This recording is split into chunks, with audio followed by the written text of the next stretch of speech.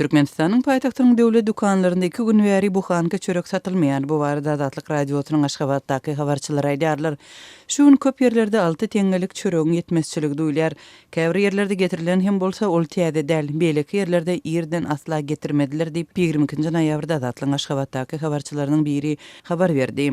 Türkmenistanyň döwlet dukanlarynda adyk önümleri resmi taýdan kesgitlenen nyrkdan satylýar. Bir buhanka çöregiň bahasy 60 teňge. Azatlyň habarçylarynyň bellemegine görä soňky aýlarda bu arzan çöregi diňe ertirlerine satyn alyp bolýar.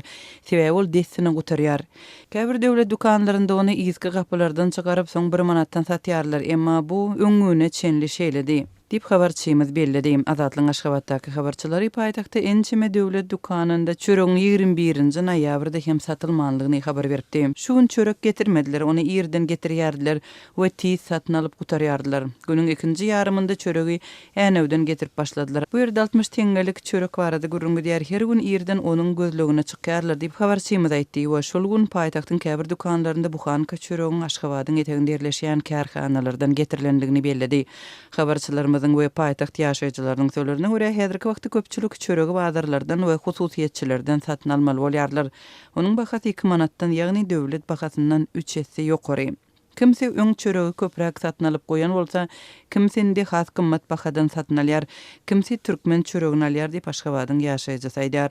Azatlyň habarçylarynyň sözlerine görä çörek gytçylygynyň sebäpleriniň biri texniki problemalar, ýagny Aşgabatyň un üweýän kärhanasynda gurallaryň sanynyň çykmagy bilen bagly bolmagy çak edilýär. Şonuň üçin şu gün çörek pişirilmedi diýip habarçymyz aýdýar. Azatlyk radiosy bu ýagdaýy resmi çeşmelerden anyklaşdyryp bilmedi. Redaksiýa paýtagtyň ýerleşinde çörek zawody diýilip adlandyrylýan un üweji döwlet kärhanasy bilen habarlaşmagy synanşýar.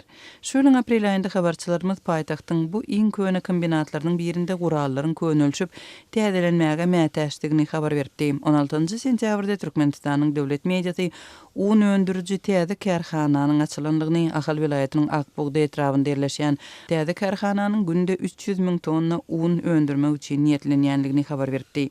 Aşgabatyň döwlet dukanlarynda çörek üçinçiliginde dören bökdünçlükler ýurtda adyk üçinçiliginiň ilkinji nowatda un çörek gytçylygynyň dowam edýän wagtyna gabat geldi.